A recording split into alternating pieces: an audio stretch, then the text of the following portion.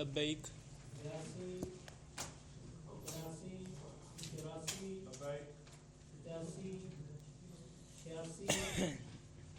87 88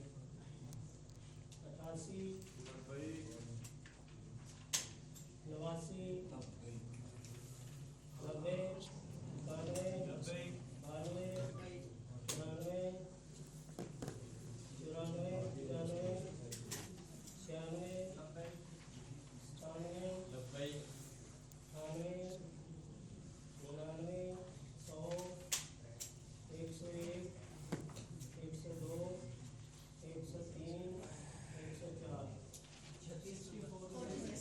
92 اچھا یہ میں فرسٹ پیج نکال رہا ہوں 19 تک جن کی آتا ہے مسنگ ہوئی ہے وہ بتا دیں 19 کا 11 2 1 11 2 تو لگی تھی 3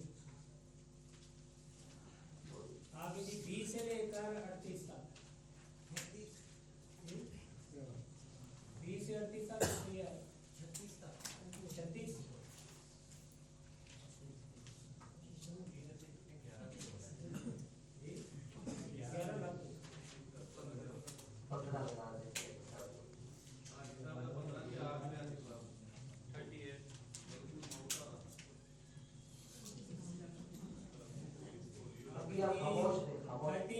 57 تک 39 سے سٹارٹ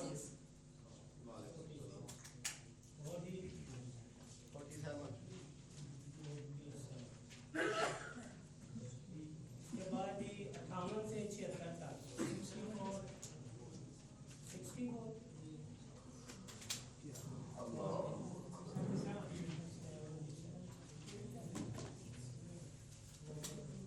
77 سے لے کر 95 اور 79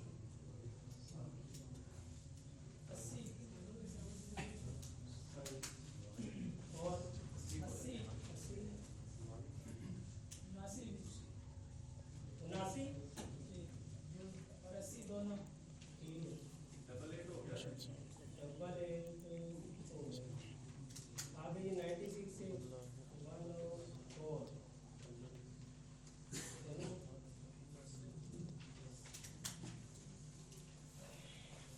نحمده ونصلي على رسوله الكريم أما بعد فأعوذ بالله من الشيطان الرجيم بسم الله الرحمن الرحيم الصلاة والسلام عليك يا رسول الله الصلاة والسلام عليك يا رسول الله وعلى آلك وأصحابك يا حبيب الله وعلى آلك وصحبك يا حبيب الله اللهم افتح علينا اللهم افتح علينا حكمتك وانشر علينا رحمتك يا ذا الجلال والإكرام اللهم افتح علينا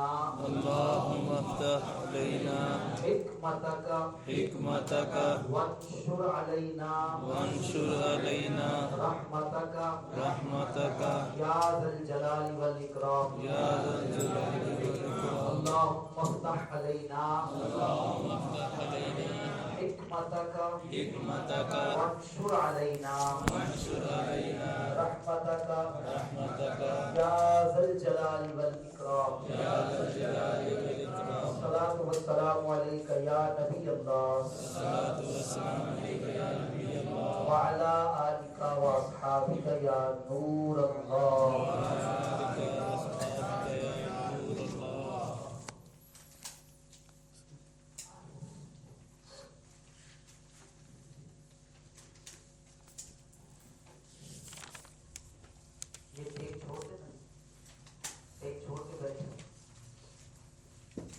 آپ ادھر سامنے آ جائیں جگہ ہے ادھر یہاں آ جائیں علیحدہ علیحدہ ہو کے نا اکٹھے نہیں وہ ادھر جگہ بیٹا ادھر آ جائیں کھلے کھلے ہو کے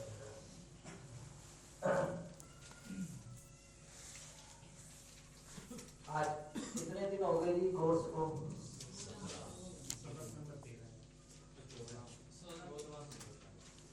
چھٹیاں خیر شامل کر کے ہی تو کتنے دن آج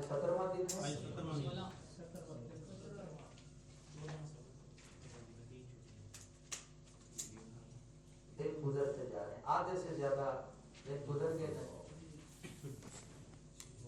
بقیہ بھی بس گزر جائیں گے۔ آپ کو پتہ ہے جب منزل قریب آتی ہے نا تو اس منزل کی طرف اور زیادہ جو سوار ہوتا ہے نا وہ اپنی سواری کو تیز کر لیتا ہے۔ اب محنت اور جد و جہد اور شوق ذوق میں اضافہ ہونا چاہیے، نہ کہ مات پڑ جائیں یہ چیزیں، ٹھیک ہے۔ فہم قرآن ہمارے کورس کا عنوان ہے، بس ادھر ہی چھوڑ دے، بقیہ بعد میں جو رہ گئے وہ بعد میں کیجیے گا، ادھر چھوڑ دے۔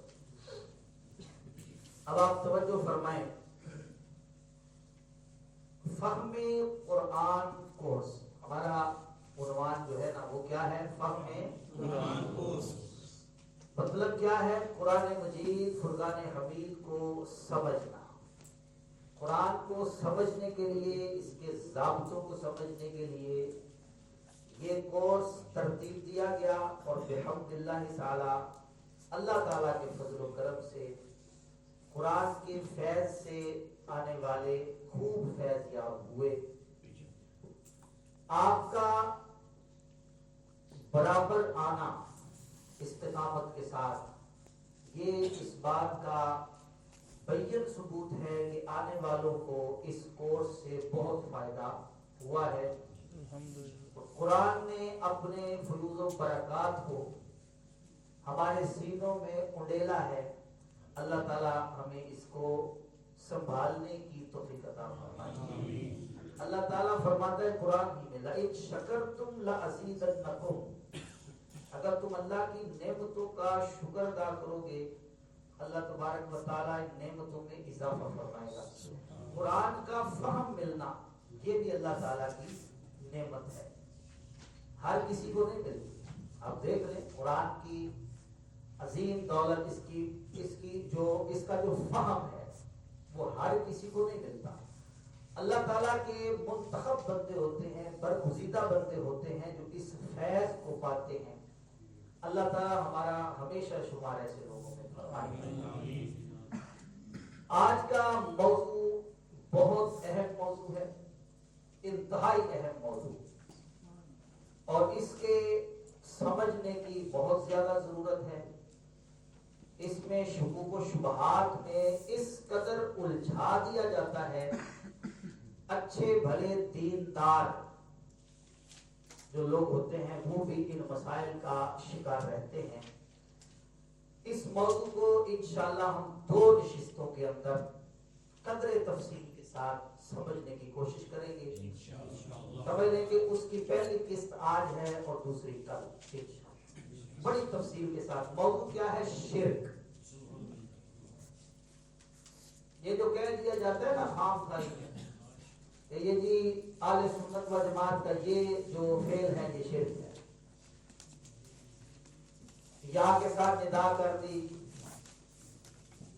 مشرک کہہ دیا جاتا ہے، کسی بازار پہ چلے گئے مشرک کہہ دیا جاتا ہے، میلاد بنا لیا جائے مشرک کہہ دیا جاتا ہے۔ تو شرک کے ضابطوں کو ہم سمجھیں گے، لہذا پہلے آپ حضرات جو گفتگو میں تمہید کے طور پر، مقدمے کے طور پر، ضروری نوٹ کے طور پر کروں، اس گفتگو کو کوشش کر کے سمجھنے کی کوشش کیا کریں، اور جو چیز لکھوانے والی ہو پھر اس کو لکھ لیا کریں، کیونکہ جس چیز کا تعلق سمجھنے سے ہے نا محض اس کو لکھ لینا، اور چونکہ جب استاد سمجھا رہا ہو ایک بات آپ اپنے الفاظ میں لکھ لیں گے، لیکن وہ کس تناظر میں بیان کی گئی ہے جب تک اس کو سمجھیں گے نہیں تو فہم کے اندر کچھ کمی رہ جائے گی۔ لہٰذا اس پہلے سمجھ لیجئے گا تو پھر اس کو لکھنا ہے پوری حاضر دماغی کے ساتھ۔ اس بات کو انشاءاللہ سمجھیں گے، بڑا فائدہ حاصل ہوگا۔ پچھلے 2 اسباق میں الحمدللہ تبارک و تعالی ہم نے توحید کا تفصیل سے بیان پڑھ لیا کہ توحید کیا ہے، اور قرآنی توحید ہم نے پڑھی ہے، صرف لفظوں کے اندر نہیں کہ یہ توحید ہے۔ مطلب توحید یہ تھوڑی ہے کہ آپ انبیاء کی توہین کر دیں اور کہیں کہ ہم نے توحید بیان کی ہے۔ توحید ایک الگ موضوع ہے، اور یہ تو انشاءاللہ جب رسالت کا باب ہم شروع کریں گے پھر دیکھیں گے کہ قرآن نے نبیوں کی کیا شان بیان کی، اور بالخصوص سید الانبیاء جناب محمد مصطفیٰ صلی اللہ تعالی علیہ وسلم کی شان کو قرآن نے کیسے بیان کیا ہے۔ تو بات چل رہی تھی توحید کی، تو ہم نے 2 دن میں قرآنی توحید کو بڑی تفصیل کے ساتھ الحمدللہ تبارک و تعالی سمجھنے کی کوشش کی ہے۔ تو آج کے سبق میں انشاءاللہ ہم شرک کا مفہوم بھی اچھی طرح سمجھیں گے، کیونکہ یہ جو ہے نا شرک، یہ توحید کے مقابل ہے۔ شرک کیا ہے؟ توحید کے مقابل ہے، اور یہ بات بھی بڑی بدیہی ہے، اس کو جھٹلایا نہیں جا سکتا کہ کوئی بھی چیز جو ہے نا اپنی ضد سے صحیح پہچانی جاتی ہے۔ کسی کو اگر بتانا ہو نا کہ دن کا اجالا کیا ہوتا ہے، جب تک اس نے رات کی تاریکی نہیں دیکھی ہوگی دن کے اجالے کو نہیں سمجھ سکتا، ٹھیک ہے؟ کوئی بھی چیز ہے اپنی ضد کے ساتھ صحیح سمجھ میں آتی ہے۔ عربی کا ایک مشہور مقولہ ہے، اہل عرب اس کو بولتے ہیں الاشیاء تعرف باضدادھا، چیزیں جو ہیں اپنی ضدوں سے پہچانی جاتی ہیں، جو چیز اس کے مقابل ہوگی اس سے صحیح پہچانی جائے گی۔ تو توحید کے مقابل کیونکہ شرک ہے، لہذا توحید کو جب ہم نے سمجھ لیا ہے تو اب تقاضا یہ بنتا ہے کہ ہم شرک کو بھی صحیح طرح سے اور قرآن کی روشنی میں اور اس کی تعریف کی روشنی میں اور ان مثالوں کے ذریعے کہ جن کو جھٹلانا عقل سے بعید ہے، ان سے ہم اس کو سمجھ لیں۔ اور یہ سمجھنا اس لیے بھی ضروری ہے تاکہ افراط و تفریط سے بندہ بچ سکے، نہ افراط پایا جائے اور نہ ہی تفریط پائی جائے، اس کو صحیح طریقے سے سمجھ لیا جائے۔ تو سب سے پہلے جو چیز ہمیں سمجھنی ہے وہ ہے شرک کی تعریف۔ شرک کہتے کس کو ہے؟ شرک کہتے کس کو ہے؟ یہ کہہ دیا جی یہ جو یا رسول اللہ کہتے ہو شرک ہو گیا، دور سے پکارا شرک ہو گیا۔ یہ بھی عجیب بات ہے نا، بھائی دور سے پکارا شرک ہے، قریب سے پکارا تو کیا شرک نہیں؟ غیر اللہ کو اگر پکارنا شرک ہے تو وہ چاہے دور سے ہو چاہے قریب سے ہو، وہ شرک ہی ہوگا۔ یہ خود ساختہ ہی قاعدہ ہے کہ بھائی دور سے پکارو تو شرک ہے، قریب سے پکارو تو شرک نہیں ہے۔ مردہ کو پکارا شرک ہے، زندہ کو پکارو تو شرک نہیں۔ اس کا مطلب ہے بھائی جو زندہ ہے اس کو سجدہ کر لیا جائے، مردہ کو سجدہ نہ کرو۔ تو یہ جتنی تفریعات اس حوالے سے پیش کی جاتی ہیں اس کو سب سے پہلے ہم ایک تعریف، اور تعریف بھی وہ جو علماء متکلمین نے کی ہے، شرک کی تعریف کیا ہے سب سے پہلے وہ سمجھ لیجئے، بعد میں لکھواتا بھی ہوں۔ شرح عقائد نصفیہ یہ کتاب ہے جی، جس کو درس نظامی کے نصاب میں پڑھایا جاتا ہے۔ تمام جو مدارس اسلامیہ ہیں اس کے نصاب کے اندر یہ کتاب شامل ہے، صدیوں سے پڑھائی جا رہی ہے۔ اس میں جو شرک کی تعریف کی گئی ہے وہ ان الفاظ کے ساتھ کی گئی ہے: الاشراک ہوا اثبات الشریک فی الالوہیت بمعنی وجوب الوجود او بمعنی استحقاق العبادہ۔ الاشراک ہوا اثبات الشریک فی الالوہیت بمعنی وجوب الوجود کمال الوجوز او بمعنی استحقاق العبادت کمال عبدت الاصنام۔ شرک یہ ہے کہ خدا کی الوہیت میں کسی کو اس طرح شریک کرنا کہ کسی کو واجب الوجود مان لینا، کسی کو خدا کے سوا کسی اور کو واجب الوجود مان لینا، یہ پہلی بات، جیسا کہ مجوسیوں کا عقیدہ ہے، ٹھیک ہے۔ یا اللہ کے سوا کسی کو عبادت کا حقدار سمجھنا، اللہ کے سوا کسی اور کو عبادت کا حقدار سمجھنا، جیسا کہ بت پرستوں کا خیال ہے. تو یہ ہے شرک کی تعریف. یہ شرک ہے. دو چیزیں اس میں بیان ہوئی. اللہ تعالیٰ واجب الوجود ہے، اللہ کے سوا کسی اور کو واجب الوجود سمجھنا اور کسی اور کو عبادت کے لائق سمجھنا، یہ کیا ہے؟ شرک. یہ شرک کی تعریف ہے. اچھا، شرک کی اس تعریف سے یہ حقیقت اچھی طرح واضح ہو گئی کہ الوہیت اللہ تعالیٰ جل وعلا کے سوا کسی کو نہیں مل سکتی. الوہیت میں اللہ کا کوئی شریک نہیں ہو سکتا. الوہیت کیا ہے؟ الہ ہونا، جس کی عبادت کی جائے، جو معبود ہو. تو الوہیت میں اللہ تعالیٰ کا کوئی بھی شریک نہیں ہو سکتا اور نہ ہی الوہیت کسی کو عطا ہو سکتی ہے. لیکن جہاں تک تعلق ہے اللہ تعالیٰ کی دیگر صفات کا، تو اس بات سے انکار نہیں کیا جا سکتا کہ اللہ تعالیٰ اپنی بعض صفات اپنے بندوں کو بھی عطا فرماتا ہے. اللہ تعالیٰ اپنی بعض صفات اپنے بندوں کو بھی عطا فرماتا ہے، جیسے دیکھنا، سننا، مالک ہونا، بادشاہ ہونا، غنی کرنا، شفا دینا، حاکم ہونا، مدد کرنا اور مارنا اور جلانا. اسی طرح کی صفات قرآن مجید میں متعدد مقامات پر، متعدد قرآن پاک کی آیات میں یہ اللہ تبارک و تعالی جل وعلا کے لیے بھی بیان ہوئی اور اللہ تبارک و تعالی نے اپنے بندوں کے لیے بھی ان کا بیان فرمایا ہے. تو آج کے سبق میں ہم انہی چیزوں کو انشاءاللہ پڑھیں گے اور دیکھیں گے کہ جن چیزوں کو شرک کہا جاتا ہے کیا وہ شرک ہے یا نہیں.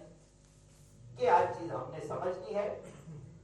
آگے بڑھنے سے پہلے کہ ہم آیات کریمہ کی طرف بڑھیں، ایک اس بحث پر ایک اصولی بحث ہے، اس کو ذرا سمجھ لیجئے. اور یہ بحث اعلی حضرت علی الاتفاق مجدد اعظم بالاتفاق امام اہل سنت فی الآفاق حضور سیدنا شیخ الاسلام امام احمد رضا فاضل بریلوی رضی اللہ تعالیٰ عنہ کی کتاب الامن والعلا سے ماخوذ ہے.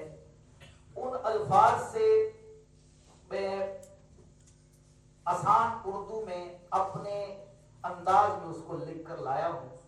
اعلی حضرت نے، چونکہ یہ جو کتاب ہے نا الامن والعلا، یہ اعلی حضرت کا بہت بڑا شاہکار ہے. کیسے شاہکار ہے؟ یہ آپ جانتے ہیں درود تاج کے جو الفاظ ہیں، دافع البلاء والوباء والقحط والمرض والالم، ان پر دیوبندیوں کو اعتراض، وہابیوں کو اعتراض. تو اس دور میں اعلی حضرت سے سوال ہوا، کیا نبی پاک صلی اللہ علیہ وسلم اللہ کی عطا سے حاجت روا اور مشکل کشا ہیں کہ نہیں؟ اعلی حضرت اس مقام پر تھے، صرف لکھتے تھے نا اللہ کی عطا سے رسول اللہ حاجت روا ہیں، مشکل کشا ہیں، بات پھر بھی بن جانی تھی. کیونکہ مفتی جو ہوتا ہے نا، وہ اس کا ہاں کہہ دینا کسی مسئلے پر اتنے کافی ہے. لیکن اعلی حضرت کو پڑھنے والے بخوبی جانتے ہیں جس سوال کا جواب رسول اللہ کی شان کے ساتھ ہوتا تھا نا، تو پھر اعلی حضرت رضی اللہ تعالیٰ عنہ کے علم کا جو دریا ہے، بلکہ میں کہتا ہوں سمندر ہے، وہ پھر اس کی موجیں وہ کنٹرول سے باہر ہو جاتی ہیں، پھر وہ دریا موجیں مارتا تھا. یہ تو ہے علم. علم کے ساتھ جب مل جاتا تھا نا عشق، تو پھر وہ کیا جلوے بکھیرتا تھا، یہ اعلیٰ حضرت کی کتابیں پڑھنے کے بعد پتہ چلتا ہے. سوال ہوا اللہ کی عطا سے رسول اللہ حاجت روا مشکل کشا ہیں کہ نہیں. اعلیٰ حضرت رضی اللہ تعالیٰ عنہ نے یہ کتاب لکھی الامن والعلا، جس میں قرآن کی 60 آیتوں سے اور 300 احادیث مبارکہ سے اس مسئلے کو ایسا واضح فرمایا، ایسا کھول کر بیان کیا کہ پڑھنے والوں کی آنکھیں جو ہیں وہ روشن ہو جاتی۔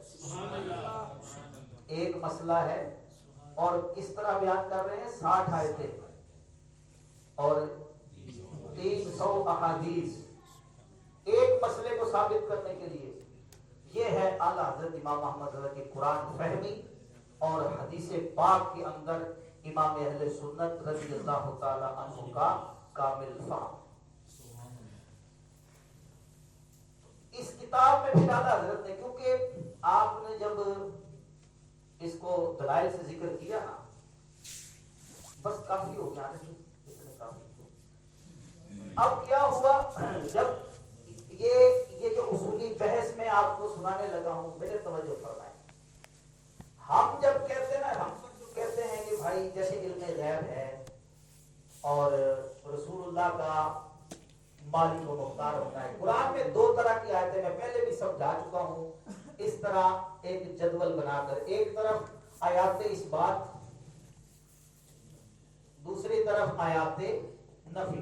دونوں طرح کی آیات ہیں قرآن میں، ایک طرف اس بات کی، دوسری طرف نفی کی۔ وہابیہ کیا کرتے ہیں، نفی کی آیتیں لے آتے ہیں، صرف نفی کی آیتیں لا کر وہ پڑھیں گے۔ کل میں ایک کتاب لے کر آؤں گا، آپ کو میں دکھاؤں گا کہ واقعی وہابی صرف اور صرف قرآن سے نفی کی آیتیں لے کے آتے ہیں اور یہودیوں کے طرز پر پورا چلتے ہیں۔ کیسے؟ وہ قرآن کہتا ہے نا کہ یہودیوں کے بارے میں، وہ جس میں ہے کہ وہ قرآن کے بعض حکموں کو مانتے ہیں، بعض سے انکار کرتے ہیں۔ چلے مجھے یاد آ گئی تو پھر یہ بولتا ہے تو، لیکن ابھی میرے ذہن میں نہیں ہے وہ آیت۔ یہودی کیا کرتے تھے، بعض حکموں کو مانتے تھے، بعض کا انکار۔ وہابیہ بھی یہی کرتے ہیں، آیات نفی کو مان لیا، رسول اللہ غیب نہیں جانتے، شفاعت کوئی نہیں کرے گا، لیکن جن آیتوں میں اس کا حکم ہے اس کو چھوڑ دیتے ہیں۔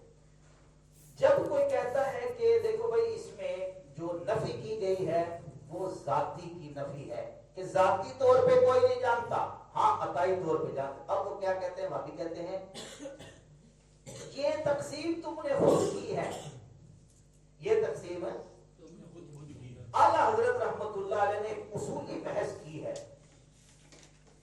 الامن والخلا نے اصولی بحث کی ہے کہ جب تک یہ تقسیم نہ کی جائے، آگے آیتیں آئیں گی، پہلے اس کے سمجھنے کے لیے تیار ہو جائے، جب تک یہ تقسیم نہیں ہوگی، کس کی، عطائی کی اور ذاتی کی، جب تک تقسیم نہ ہو تو پھر قرآن آپس میں مخالف ہو جائے گا، قرآن میں اختلاف پایا جائے گا۔ جبکہ قرآن کہتا ہے کہ اگر یہ کلام کسی بندے کی طرف سے ہوتا، خدا کی طرف سے نہ ہوتا، تو تم اس میں بہت زیادہ اختلاف پاتے، لیکن قرآن میں کوئی اختلاف نہیں ہے، اور یہی اس کی معجزانہ شان ہے۔ اعلیٰ حضرت کیا کہتے ہیں، اب اس کا خلاصہ سن لیجئے۔ امام علیہ السلام کہتے ہیں خدا کی ساری صفات، خدا کی ساری صفات اس کی ذات سے ہیں، اللہ تعالیٰ کی ساری کی ساری صفات اس کی ذات سے ہیں، ذاتی ہیں، کسی کی عطا کردہ نہیں، کسی کی عطا کردہ نہیں، وہ ازلی، ابدی اور لا محدود ہیں۔ ازلی یعنی کہ ہمیشہ سے ہیں، ابدی ہمیشہ رہیں گی، اور وہ کیا ہے، لا محدود ہے، ان کی حد ہی کوئی نہیں۔ سمجھ شریف میں آگے بات، اچھا، اور پھر کیا ہے، ہمیشہ سے ہیں، ہمیشہ رہیں گی۔ جبکہ بندوں کی ساری صفات، بندوں میں سارے نبی آگے، سارے فرشتے آگے، سارے ولی آگے اور عام بندے بھی آگے، امام الانبیاء سمیت سب بندے ہیں، بندوں کی ساری صفات خدا تعالی کی عطا سے ہیں، بندوں کی توجہ رکھیں، بندوں کی ساری صفات، جتنی صفات ہیں وہ ساری کیا ہیں، خدا تعالیٰ کی عطا سے ہیں، اللہ نے عطا کی ہیں تو ہیں، ٹھیک سمجھ میں آگے بات، محدود ہیں،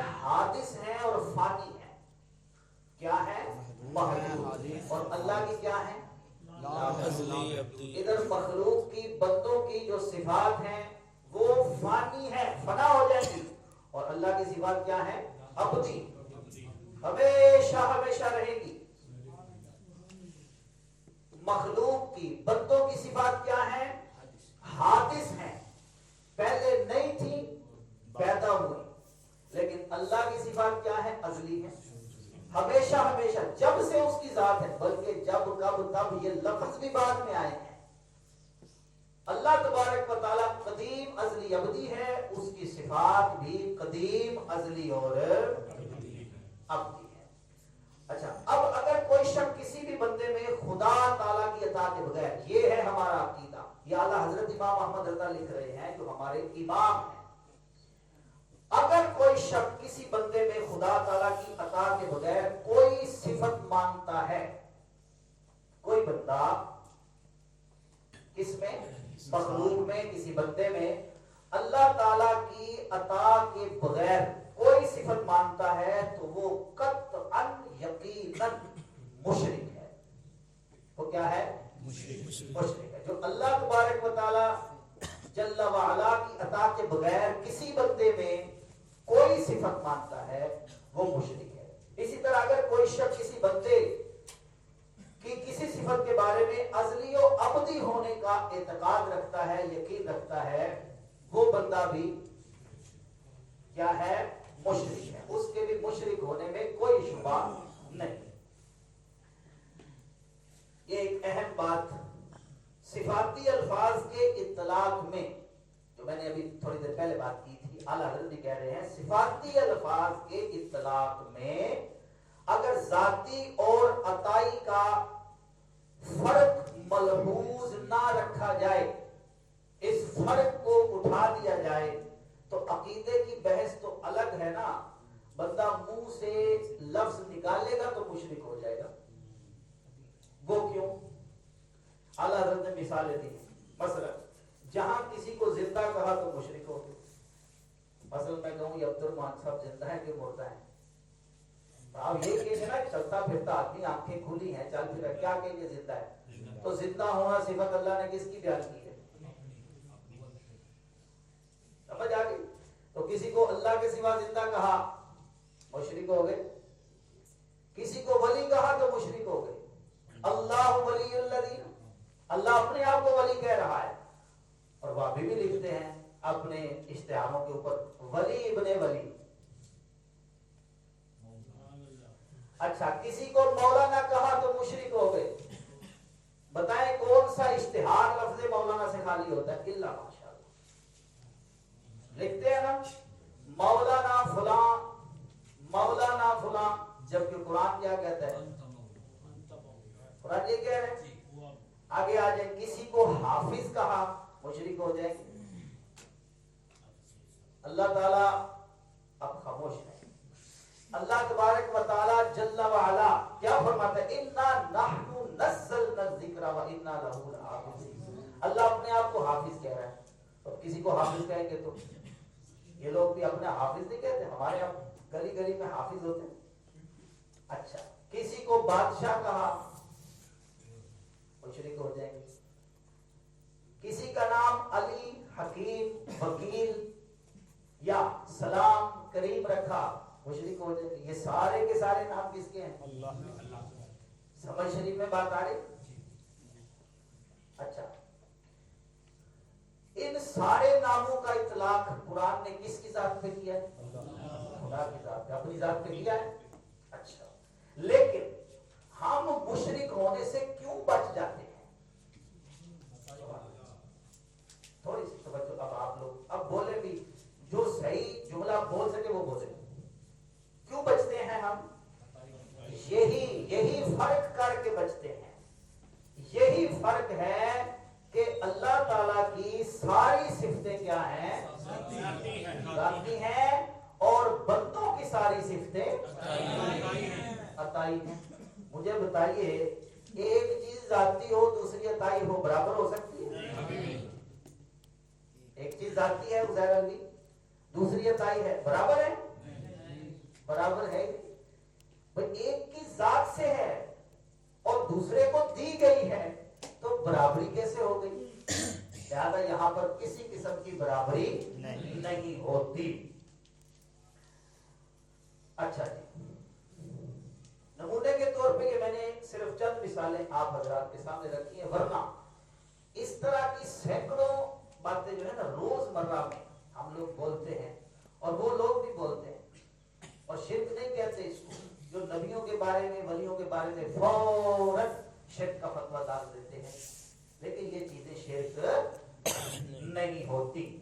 تقریب فہم کے لیے ایک مثال دیتا ہوں، اس سے انشاءاللہ مزید بات اور آسانی کے ساتھ سمجھ میں آ جائے گی.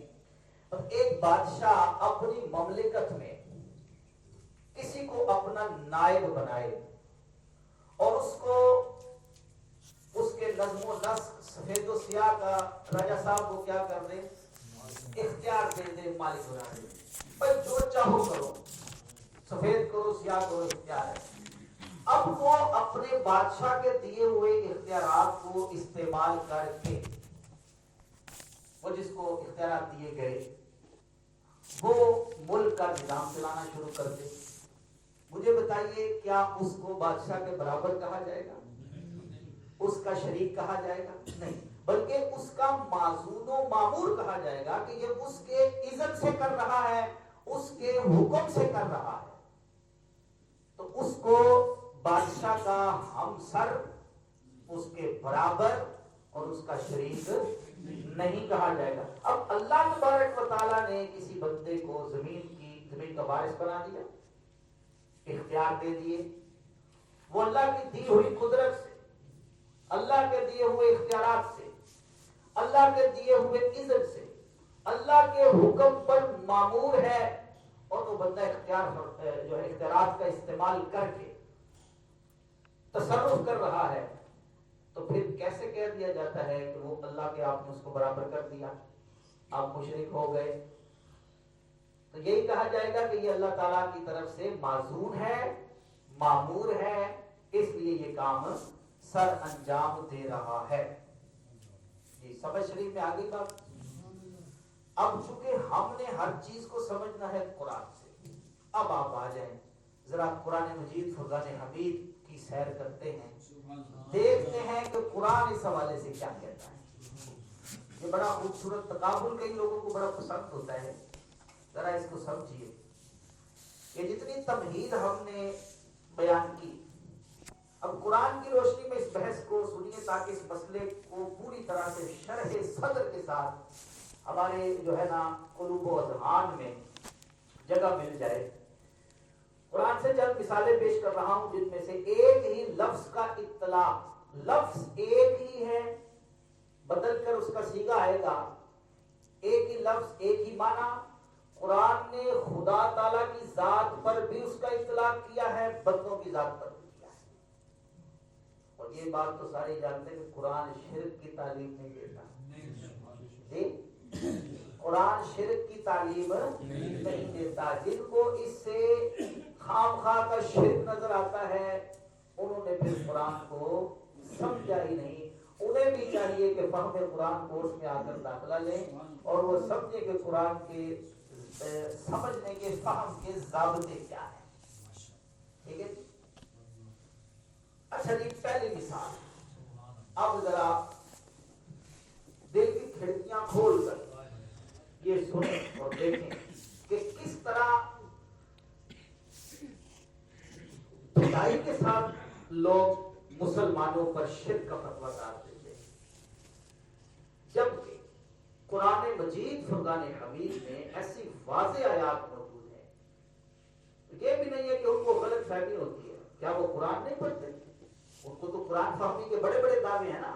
قرآن پڑھتے ہیں، ان کو بھی پتہ ہے ان آیات کا، لیکن چونکہ ہمارے آقا و مولا صلی اللہ علیہ وسلم نے حدیثوں میں پہلے فرما دیا ہے، حضور نے فرمایا ایک زمانہ آئے گا کہ ایک شخص قرآن پڑھے گا اور وہ قرآن میں بڑا ماہر ہوگا، پھر وہ شرک کی تلوار لے کر نکلے گا اور لوگوں پر شرک کی تلوار چلا دے گا، شرک کے فتوے داغے گا. صحابی نے پوچھا یا رسول اللہ صلی اللہ علیہ وسلم ان دونوں میں مشرک کون ہوگا؟ فرمایا مشرک وہ ہوگا جو دوسروں پر شرک کے فتوے لگا رہا ہوگا.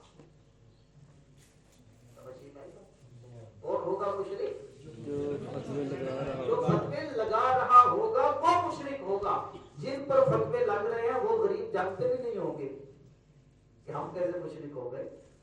वो तो दाता दरबार जाएंगे सिर्फ अल्लाह का वली समझकर ये अल्लाह के नेक बंदे हैं, यहाँ जाता हूँ इनके वसीले से दुआ करता हूँ, अल्लाह कबूल फरमाएगा। लेकिन फतवा लगाने वाला फतवा क्या लगाएगा? कब्रों पे सजदे करते हैं, कभी किसी ने किया भी नहीं होगा, ये उनको खुदा बना लिया। जबकि एक जो थोड़ा सा फहम रखने वाला है वो तो फिर समझता है ना। मैं कहता हूं जाहिर से जाहिर मुसलमान जिसको इन बहसों का पता भी नहीं, इतना उसको भी पता है कि दाता साहब रहमतुल्लाह अलैह खुदा नहीं है, इनको सजदा नहीं करना। हाँ, जो फिर भी मज़ारों पे सजदा जाके करते हैं तो वो एक जहालत की अपनी इंतहा को पहुंचे होते हैं। और याद रखिए किसी भी मामले में कोई भी मजहब इस चीज की गारंटी नहीं लेता कि उस मजहब की जो अवाम है वो कोई काम करे, वो कोई फेल करे तो पूरे के पूरे मजहब पर उसकी छाप लग जाए। नहीं, जिम्मेदार कौन होते हैं? अहले इल्म। कौन होते हैं? जिम्मेदार वो है। अकीदा वो होता है जो उलमा बयान करते हैं। फकत जाहिलों के अमल की वजह से किसी पर शिर्क का फतवा नहीं लगेगा। अच्छा जी, पहली मिसाल देखिए, सूरह ज़ुमर की आयत नंबर 42 के अंदर अल्लाह ताला फरमाता है, इंसानों को वफात देने के सिलसिले में कुरान मजीद फुरकान हमीद ने फरमाया, अल्लाहु यतवफ़्फ़ल अनफुसा हीना मौतिहा, मौत के वक्त अल्लाह ही जानों को वफात देता है। तो जो है मौत के वक्त अल्लाह ही क्या करता है? जानों को वफात देता है। यहाँ लफ्ज आया है यतवफ़्फ़ा,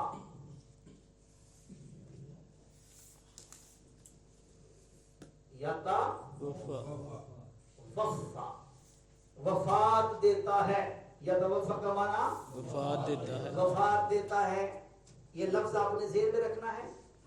कुरान क्या कह रहा है? अल्लाहु यतवफ़्फ़ा, अल्लाह ही वफात देता है। अल्लाहु यतवफ़्फ़ल अनफुसा हीना मौतिहा, अल्लाह ही मौत के वक्त जानों को वफात देता है। सूरह सजदा की आयत नंबर 11 में अल्लाह तबारक व तआला फरमाता है, यतवफ़्फ़ाकुम मलकुल मौतिल्लज़ी वुक्किला बिकुम, तुम्हें मौत का फरिश्ता वफात देता है। मौलाना मंसूर साहब को नींद आ गई, जाग के बैठे भाई, जाग कर। अच्छा जी, ये देखिए सूरह ज़ुमर में क्या फरमाया? यतवफ़्फ़ा, पीछे लफ्ज लगा अल्लाहु यतवफ़्फ़ा, अल्लाह वफात देता है। यहां सूरह सजदा में क्या फरमाया? यतवफ़्फ़ाकुम,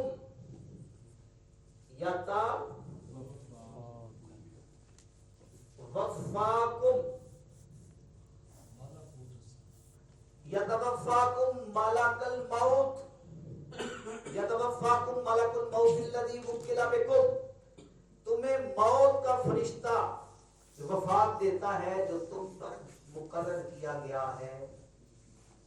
समझ ली भाई बात? एक आयत में क्या फरमाया? अल्लाह देता है। प्रोफेसर साहब क्या फरमाया? अल्लाह वफात देता है। यहाँ क्या फरमाया? फरिश्ता वफात देता है। कुरान तो गलत कोई नहीं, कुरान में तज़ाद भी कोई नहीं, इख्तिलाफ भी कोई नहीं, कुरान शिरक की तालीम भी नहीं दे रहा। अब मैं आपको फिर कहूंगा जरा पीछे उस उसूली बहस पे आए जो सैयदी व मुर्शिदी व सनदी इमाम अहमद रजा रज़ी अल्लाह ताला अन्हु ने बयान की कि जब तक ये फर्क नहीं किया जाएगा जाती का और अताई का, उस वक्त तक कुरान को समझा भी नहीं जाएगा। अब मुझे बताइए, इन दोनों आयतों के मजमून में बज़ाहिर जो इख्तिलाफ नजर आ रहा है, बज़ाहिर तो इख्तिलाफ ही है ना जी।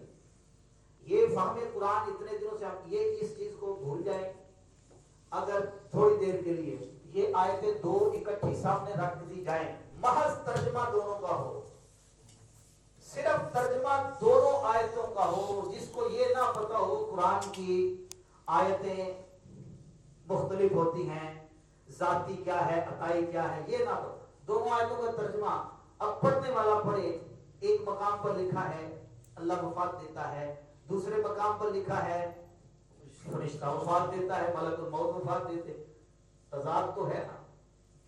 अब बज़ाहिर ये जो तजाद है, इसे दूर करने की सूरत सिवाय इसके क्या हो सकती है कि हुक्म अल्लाह का होता है, जबकि उस पे अमल जो है ना, उसकी ड्यूटी जो है ना फरिश्ते की लगती है। उधर ही आ रहा हूं, सुने अल्फाज का चुनाव जो है ना वो उधर ही आएगा, जाती और अताई की।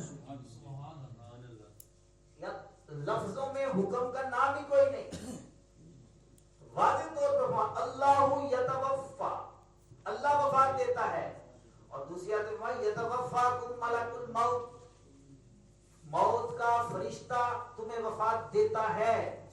एक ही लफ्ज है यतवफ़्फ़ा, उधर भी यतवफ़्फ़ा, तो इसका फर्क सिवाय इसके किसी तरीके से नहीं हो सकता कि अल्लाह तबारक व तआला जो वफात देता है वो अपनी जात से, उसकी वो जाती सिफत है, और मौत का फरिश्ता सैयदना इज़राइल अलैहिस्सलाम जो मौत देते हैं वो अल्लाह के इज़्न से, अल्लाह के अमर से, अल्लाह के हुक्म से देते हैं। तो लिहाजा इन दोनों आयतों में फिर ना कोई तारुज़ रहा, ना कोई टकराव रहा, और ना ही कोई इख्तिलाफ रहा। जब हमने ये मान लिया कि एक तरफ जाती इख्तियार है और दूसरी तरफ अताई है, तो इससे फर्क जो है वो हो गया। दूसरी मिसाल कुरान मजीद सूरह बनी इसराइल पहली आयत में ही जब मिराज का जिक्र है, अल्लाह ताला फरमाता है इन्नहु हुवस समीउल बसीर, इन्नहु हुवस समीउल बसीर, बेशक अल्लाह ही समी व बसीर है, अल्लाह ही सुनने वाला और अल्लाह ही सुनने वाला है, अल्लाह ही देखने वाला है। लेकिन हम भी तो देख रहे हैं, हमारे बारे में अल्लाह ने क्या फरमाया है? दूसरी आयत में फरमाया, सूरह दहर की आयत नंबर 2, फजअलनाहु समीअन बसीरा, हमने इंसान को समी और बसीर बनाया है। हमने इंसान को समी और बसीर बनाया। भाई समझ भी रहे हैं कि कोई समी और बसीर, समझ शरीफ में आ रही बात? एक आयत में फरमाया इन्नहु हुवस समीउल बसीर। अहले इल्म यहाँ जानते हैं इन्नहु, लफ्ज़ इन्ना कलमा हसर है, इसका मतलब पता क्या होता है? फिर खोल कर बयान, इन्नहु हुवस समीउल बसीर, सिर्फ अल्लाह ही सुनता है और कोई नहीं सुनता। कलमा हसर है ना जी, इन्ना। लेकिन फरमाया फजअलनाहु समीअन बसीरा, हमने इंसान को समी भी बनाया है, बसीर भी बनाया है। अब अल्लाह भी देखता सुनता है और इंसान भी देखता और सुनता है। फर्क कैसे करेंगे? इसी जाती और अताई से। ठीक है, समझ आ गई?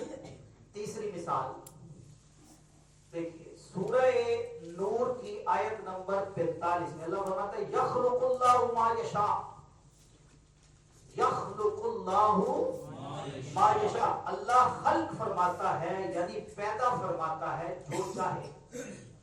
अल्लाह खल्क फरमाता है जो चाहता है। लेकिन दूसरी आयत में हजरत ईसा रूहुल्लाह व कलिमतुल्लाह अलैहि सलातु वस्सलाम को खिताब करते हुए इरशाद फरमाया, सूरह माइदा की आयत नंबर 110 है, फरमाया व इस तखलुकु मिनत तीनी कहैअतित तैर, जब तुम खल्क करते थे, जब तुम हल करते थे। उधर क्या है? यखलुकु, अल्लाह खल्क फरमाता है, या क्या फरमाया? तखलुकु, जब तुम पैदा करते थे, तुम खल्क फरमाते थे मिट्टी से परिंदों की सूरत। फर्क कैसे करेंगे?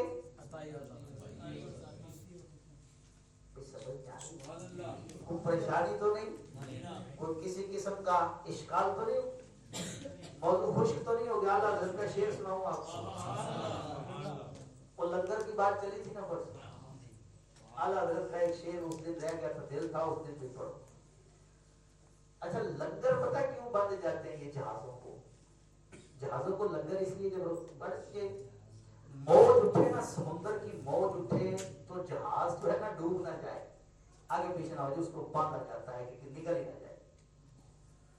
آئے آئے سبحان اللہ سبحان اللہ۔ اعلیٰ حضرت کہتے ہیں ایک طوفانوں کی موجیں محشر کے میدان میں بھی اٹھیں گی، محشر کی سختیوں کی طرف بھی جائے، بڑی بڑی موجیں اٹھیں گی، لیکن اعلیٰ حضرت کہتے ہیں، قربان جائیے اعلیٰ حضرت رضی اللہ عنہ کی رسول اللہ سے محبت پر، اعلیٰ حضرت کہتے ہیں اے رضا طوفان محشر کے تلاطم سے نہ ڈر، اے رضا طوفان محشر کے تلاطم، تلاطم ان موجوں کو کہتے ہیں جو سمندر میں اٹھتی ہیں اور پھر وہ بڑے بڑے جہازوں کو غرق کر دیتی ہیں۔ اے رضا طوفان محشر کے تلاطم سے نہ ڈر، شاد ہو خوش ہو جا، شاد ہو ہے کشتی امت کو لنگر ایڑیاں۔ یہ ایڑیاں یعنی رسول اللہ کی ایڑیاں، حضور کھڑے ہیں، حضور کھڑے ہیں محشر کے میدان میں، اب آئیں کتنے طوفان آتے ہیں، حضور کی ایڑیاں جو ہے لنگر کا کام کرے۔ اے رضا طوفان محشر کے تلاطم سے نہ ڈر، شاد ہو ہے کشتی امت کو لنگر ایڑیاں۔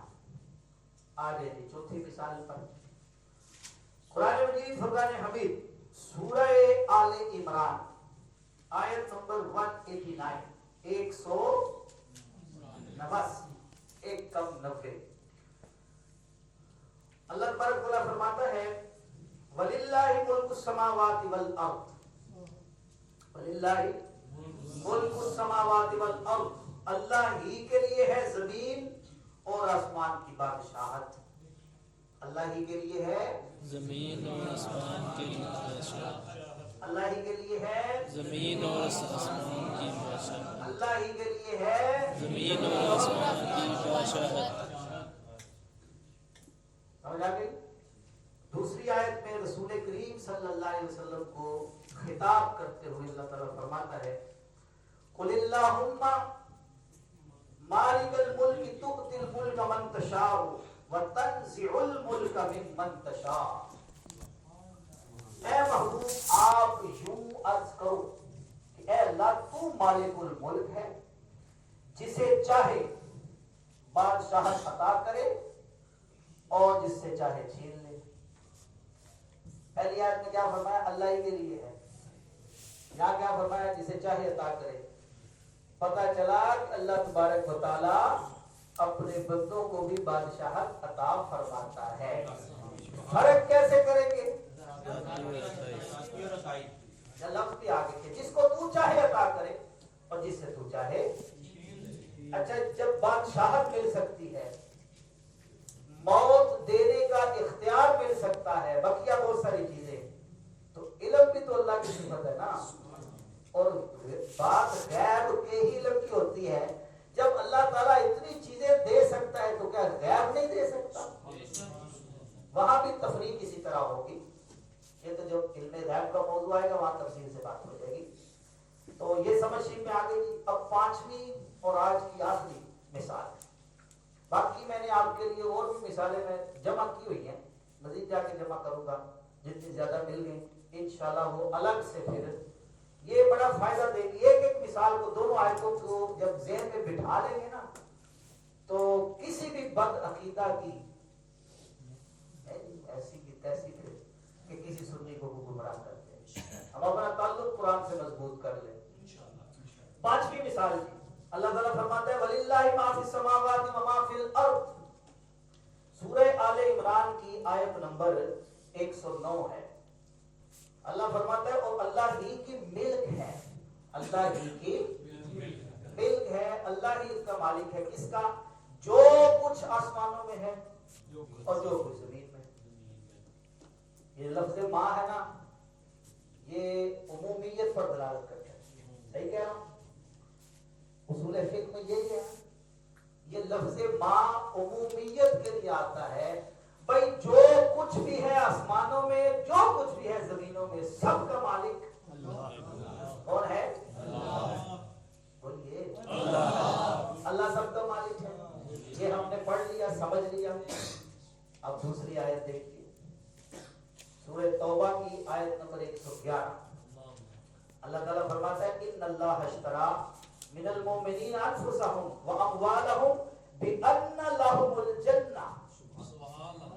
فرمایا بے شک اللہ نے خرید لیا ہے مومنین سے ان کی جانوں اور ان کے مالوں کو جنت کے بدلے. اب یہ اپنے موقف پر یہ مستدل کیسے ہے، ہم نے کیسے اس کی تدریس کری؟ وہ اس لیے آیت کا دیکھیں مضمون جو ہے نا، وہ اس بات کو ثابت کر رہا ہے کہ مومنین اپنی جانوں کے مالک ہیں، اپنے مالوں کے بھی مالک ہیں، اپنی جانوں کے بھی مالک ہیں. پچھلی آیت میں کیا تھا؟ زمین و آسمان میں جو کچھ بھی ہے اس کا مالک اللہ ہے. یہاں پر کیا فرمایا کہ اللہ تعالیٰ نے مومنین سے ان کی جانوں اور مالوں کے بدلے میں، ان کی جانوں اور مالوں کو خرید لیا ہے. کس کے بدلے؟ جنت کے بدلے. تو اس کا مضمون یہ بتا رہا ہے کہ مسلمان اپنی جانوں کے اور مالوں کے مالک ہیں. کوئی کہ وہ کیسے؟ آپ جانتے ہیں کہ چیز وہی بیچی جا سکتی ہے جو اپنی ملک میں ہو.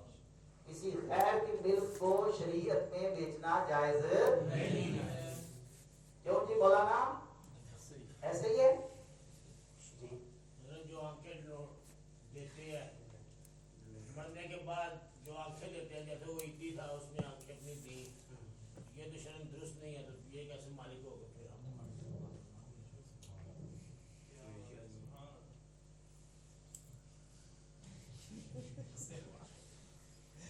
سوال آپ نے کر لیا، جواب میں دے دوں گا، لیکن ذرا میں یہ پورا کر لوں. پہلے آپ سے اس کا نا موضوع کے ساتھ تھوڑا سا ربط بھی کروائیں گے کیا ہے، لیکن سوال آپ نے کر لیا ہے، جواب دے دیں گے. میں ذرا پورا کر لوں. اچھا جی، یہ آیت جو آخری آیت بیان ہوئی ہے وہ کیا بیان کر رہی ہے کہ مسلمان اپنی جانوں کے اور مالوں کے مالک ہیں. فرق کیسے کریں گے؟ ذاتی اور عطائی کا فرق اتنا بڑا فرق ہے جس کو نہیں سمجھ آتا. بات وہی ہے پھر الوہابیت قوم اللہ یعقلون. عقل دانا ہو پھر یہ بات سمجھ نہیں آتی. یہ کتنی بدیہی بات ہے، کس قدر واضح بات ہے، اور قرآن کی آیتیں بھی واضح ہیں، کوئی اس میں پیچ و خم نہیں ہے، الفاظ ایک جیسے ہیں. اب ایسا بھی نہیں ہے کہ ان کو ثابت کرنے کے لیے ہم نے کسی اور چیز پر موقوف کیا ہو. کیوں جی؟ دلالت النص سے بالکل واضح الفاظ سے سمجھ آنے والی باتیں ہیں، کھینچ تاٹ کر کو تفسیروں کا سہارا لے کر نہیں، دیگر علوم سے نہیں. وہی لفظ جو اللہ تعالیٰ نے اپنی ذات کے لیے استعمال فرمایا وہی لفظ بندوں کے لیے استعمال کیا، وہی لفظ ہے. تو فرق سوائے ذاتی اور عطائی کے نہیں ہو سکتا. ولہذا ہمارا مقدمہ ثابت ہو گیا کہ اللہ کی صفات اگر بندوں میں مان لی جائیں، اب یہ بات اس کو خلاصے کے طور پر سبق کے، اللہ کی صفات اگر بندوں میں مان لی جائیں تو اس سے شرک لازم نہیں آتا، اس سے شرک لازم نہیں آتا. ولہذا یہ ہمارا ایک حصہ مکمل ہوا. کل کی بحث بھی شرک کے موضوع پر ہے اور وہ اس سے کئی گنا زیادہ اہمیت کی حامل ہے، تھوڑی سی ادق بھی ہے، تھوڑی سی، کیونکہ یہ سارا کچھ جب ہم بیان کرتے ہیں تو ان کے پاس بھی کچھ تو اگرچہ پھٹیچر قسم کے دلائل ہوتے ان کے پاس بھی، لیکن ہم انشاءاللہ تبارک و تعالیٰ قرآن کو اس انداز سے سمجھیں گے. مطلب شرک پر قرآن میں جو قرآن کا سب سے بڑا جو عنوان ہے وہ توحید ہی ہے نا، اور توحید کے منافی کیا ہے؟ شرک ہے. تو قرآن نے مشرکین عرب کا جو شرک بیان کیا ہے اس کو समझना बड़ा जरूरी है कि वो कितनी किस्म का शिर्क था, वो क्या था। इंशाल्लाह पुरानी आयतों से कल हम उसको समझेंगे। जी हजरत, अब बताएं सवाल आपका। हज़रत आपने कहा है कि वो बाहर से बात ऐसी आई थी जैसे कि अल्लाह रब्बुल इज्जत हर चीज़ का मालिक और खालिक है, ठीक है। हम भी जो है रब ताला ने कहा कि हमने मुसलमानों की जानों को जन्नत के बदले खरीदा है, तो हम अपनी जान के मालिक हो गए। तो अब यहाँ पे बात वैसे मेरे ज़हन में आई थी, जो ईदी ने आंखें दी थी अपनी या अज़ाए जिस्म दिए थे, तो वो तो शर्म देना दुरुस्त ही नहीं है, तो वो कैसे मालिक हो गए हम लोग? सवाल आपका, मैं कोशिश कर रहा हूँ कि सवाल को समझूं पहले। जी मैं कह रहा हूँ, मैं बिल्कुल सवाल आपका समझ आएगा, जवाब मुजीब पर लाजिम है, पहले सवाल को समझे। मैं अर्ज करना पिया मैं मिसाल ए मेरे हाथ ने ਤੁਸੀਂ ਆਖਦੇ ਪਏ ਹੋ ਕਿ ਅਸੀਂ ਆਪਣੀ ਜਾਨਾਂ ਦੇ ਮਾਲਕ ਹਾਂ, ਠੀਕ ਹੈ। ਹੁਣ ਗੱਲ ਇਹ ਵੇ ਕਿ ਇਹ ਅਸੀਂ ਹੱਥ ਕਿਸੇ ਦੂਜੇ ਨੂੰ ਦੇ ਸਕਦੇ ਹਾਂ? मालिक ऐसे कहते हैं, कुरान कह रहे मालिक है। आप एक जगह कह रहे नहीं दे सकते, तो एक तरह कह रहे हैं कहाँ कहा है नहीं दे मालिक? आपने अभी कहा कि आपने हाथ में किसी को दे वो सकते, तो शरीफ मसला बयान किया ना। फिर आपने तो ये मिल्कियत का ये मतलब नहीं है जो आप ले रहे हैं।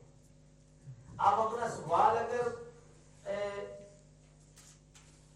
सही कर लेते हैं तो जवाब मैं दूं, किसी और को समझ आ गया तो मुझे समझा देता कि मैं जवाब दूं, या किसी को सवाल समझ आ गया वो जवाब दे। अगर बंदा अपनी जान या माल का मालिक नहीं है फिर वो कुछ बेचे ना, वो जायज नहीं है। अच्छा, उस पे सवाल किया है? नहीं जी, मैं भी पंजाबी जी पर जी जी साहब, मैं भी पंजाबी जी साहब, वो वो तो बता दिया ना, शरत जायज हज़रत है। देखो जी, ਅਸੀਂ ਸਿੱਖਣ ਹੀ ਆਏ ਹਾਂ। ਬਟ ਸਾਹਿਬ ਠੀਕ ਕਹਿ ਰਹੇ ਨੇ ਕਿ ਜਦ ਅਸਾਂ ਕੁਰਾਨ ਦੀ ਆਇਤ ਇਹ ਫਰਮਾਇਆ, ਅੱਲਾਹ ਫਰਮਾਉਂਦਾ ਹੈ ਕਿ ਮੈਂ ਮੂਮਨਾਂ ਦੀ ਜਾਨਾਂ ਤੇ ਮਾਲਾਂ ਨੂੰ ਜੰਨਤ ਦੇ ਬਦਲੇ खरीद है। ਇਸ ਆਇਤ ਤੋਂ ਪਤਾ ਚੱਲਿਆ ਕਿ ਉਹ ਮਾਲਿਕ ਨੇ, ਅਸੀਂ ਆਪਣੀ ਜਾਨ ਦੇ ਮਾਲਿਕ ਆ। ਤੇ ਉਹ ਜਿਸ ਬੰਦੇ ਦਾ ਨਾਂ ਲੈ ਰਹੇ ਨੇ, ਉਹਨੇ ਆਪਣੇ ਆਪ ਨੂੰ ਆਪਣੇ ਜਿਸਮ ਦੇ ਆਜ਼ਾਦ ਦਾ ਮਾਲਕ ਸਮਝ ਕੇ ਡੋਨੇਟ ਕਰ ਰਿਹਾ। ਉਹ ਮਾਲਕ ਹੈ ਨਾ, ਉਹ ਜਿਹਨੂੰ ਚਾਹੇ ਦੇ ਸਕਦਾ ਹੈ। ये खुद हाजी साहब ने बड़ा देखे, बिल्कुल सही है, मुझे समझ आ गया, ठीक है। अच्छा, वो मिल्कियत अब सुन ले, अभी भी देखें हमारी जो बहस थी वो पहले तो मिल्कियत की है। अब सवाल इसका बात चीजें होती हैं, उस पर एक जब असल होती है ना, असल मालूम होती, फिर उसकी तफरीआत जाकर इल्मे फिक्र में खुलती है। इंसान अपनी जान का कितना मालिक है, ये गलत है। मालिक है, कितना मालिक है, अब खुदकुशी नहीं कर सकता, ये सारे फिकी मसले ना भाई। अपने आप को तकलीफ नहीं पहुंचा सकता, ठीक है। अपना मेरा जिस्म मेरी मर्जी का नारा नहीं लगा सकता। मिल्कियत की बात आ गई ना, हमने कहा कि इंसान अपने अमवाल का, अपनी जान का मालिक है, लेकिन अताई जब बंदा किसी चीज को कुछ, किसी बंदे को कुछ अता करता है तो उसके कुछ तकाजे होते हैं, ठीक है। वो उसको जब उसने दे दिया, अब वो उस चीज का मालिक कुल्ली नहीं बन गया। अल्लाह तबारक व तआला जल्ला वाला ने एक जहद से इंसानों को अपने जिस्मों का मालिक किया।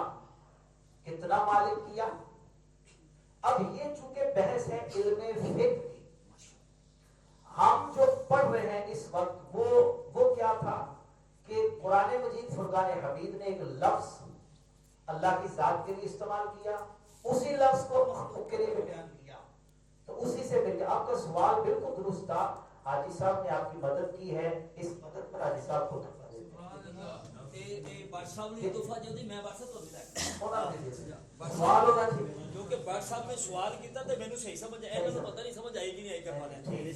सवाल हाजी साहब का, हाजी साहब ने जब समझाया तो जी जी। हज़रत फिर आपने भी ये कहा कि कुछ चीज़ों पे इख्तियार होता है, लेकिन वो सरकार का फरमान अंता व मारू का अबू का, तुम वो तेरा माल तू अपने बाप की है, उसमें क्या होगा?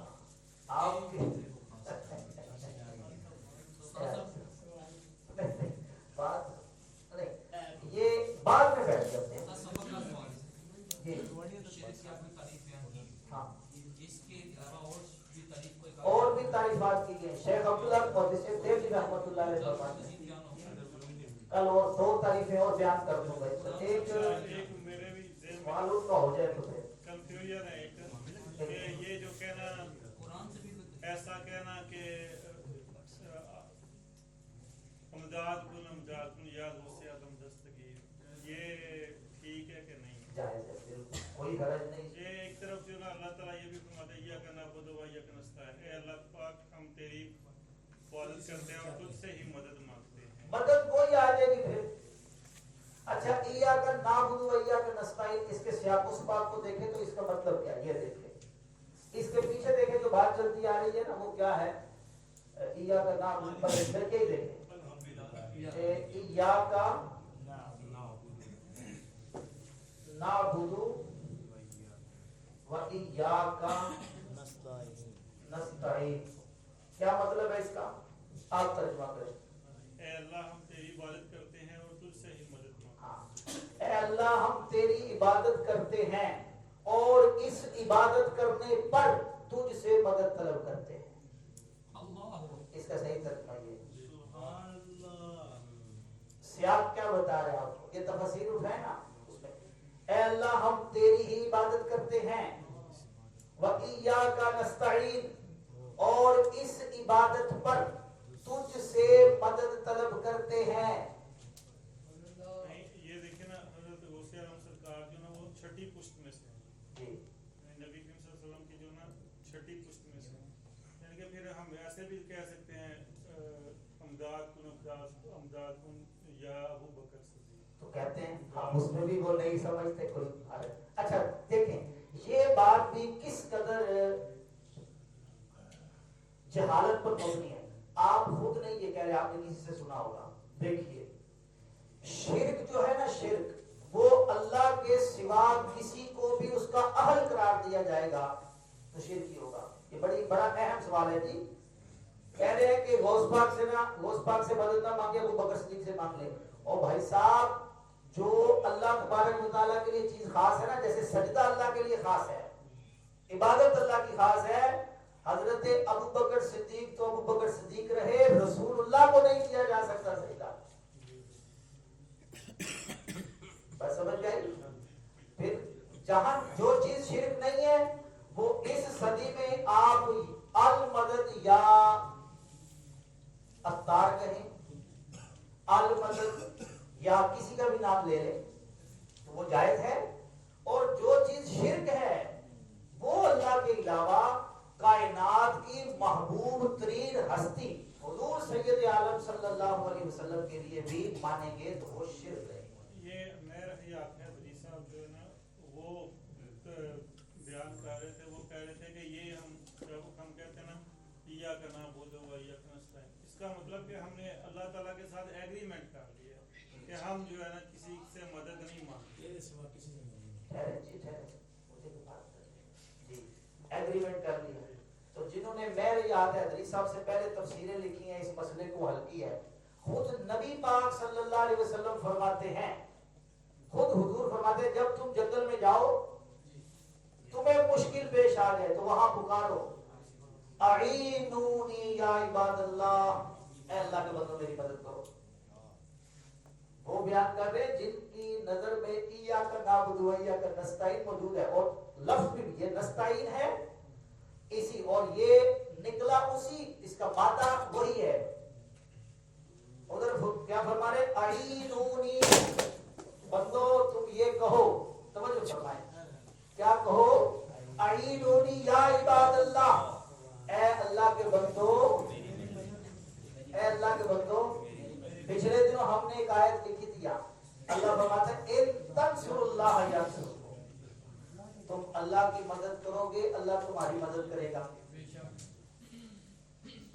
अल्लाह ताला जिसके बारे में कहा जा रहा है कि वही मदद कर सकते हैं, बाबियों का पसंदीदा मौजू ये है, अल्लाह के सिवा मदद कोई नहीं कर सकता। हालांकि जब मुनाजरा हार रहे हो ना तो अल मदद या पुलिस वही कहते हैं,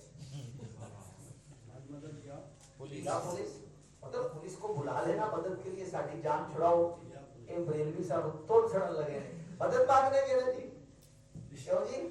आला हज़रत ने इसीलिए तो कहा है हाकिम हकीम दातो दवा देंगे, कुछ ना देंगे।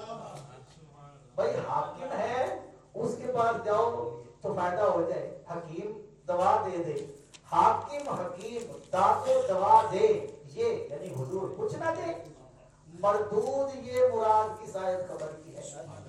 ये कहाँ से माना निकाला है भाई, ना तो कुरान में है ना हदीस में है। तो ये बहुत सारे नज़ायर हैं इसके, फिर कहते हैं कि हमें बचा लो जी। अभी आपने कहा है कि हम अल्लाह रब्बुल इज्जत के अलावा किसी को सजदा नहीं कर सकते, तो सईदी आला ने जो कहा था सर सोए रोजा झुका फिर तुझको क्या दिल का सर नहीं दिल, यार और लफ्जों में दिल मौजूद है, ये सर का सजदा हो रहा है, दिल का सजदा हो रहा है। ठीक है, वहाँ वो चीज है जी। खैर जी सवाल कर रहे हैं, आखिरी सवाल है जिसके बाद आखिरी सवाल मेरा ये है, बैठे तशरीफ रखें। सवाल ये है कि अल्लाह के सिवा किसी भी हस्ती को जब हम इमदाद देते हैं, जो फरमाइए किसी भी हस्ती को कोई भी इशू हो जाए हमारी जो समझती हैं किसी भी जमाने में, एक तो वो हासिलों का जो माइलेज है वो कौन क्लियर करेगा, उनकी समाज जो है उसका क्या सबूत है, जो जिसको हम आवाज दे रहे हैं क्या वो हमारी आवाज को सुन पाता है और उसी के मुताबिक में रिस्पॉन्स करता है। ये एक पूरा मौजूद आएगा जब हम मौजूद डिस्कस करेंगे ना दुआ, उसमें ये सारी चीजें आ जाएंगी। जैसे उन्होंने कहा कि उसने तो अपना जिस्म डोनेट किया, जान का पूछ रहे थे, हम तो जान का है नहीं, मुराद जान से मुराद उस जान मा जिस्म दोनों चीजें। डोनेट करने को तो इबादत का हमें पता, किसको खून डोनेट करने के बारे में तो कई जगह पे कहाँ है इबादत कहाँ का है? नहीं कि जिसने एक इंसान की जान चाहिए गोया उसने पूरी इंसानियत की जान, वो है वो मरते को बचाना। खून डोनेट करना ये अब फुकहा ने कुछ अर्सा पहले उमूम बलवा के लिए इजाजत दी है कि अब बना फुकहाए मुतकद्दिमीन ने इसको नाजायज लिखा है। आपका वो रहता था ये दो होते इनका तोहफा रहता था मुस्तफा जाने रहमत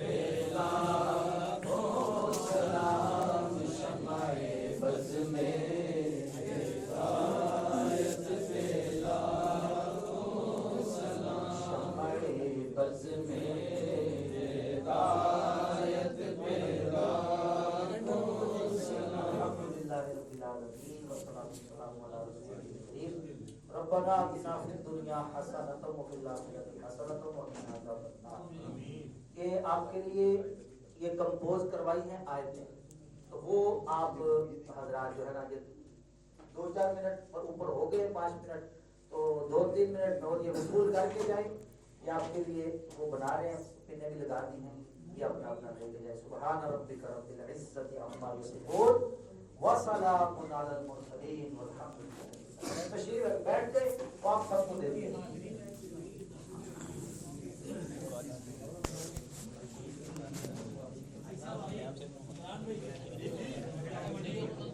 बैठ जाए ना सारे अपनी अपनी जगह पे बैठ जाए। आज तो लेने हो लेके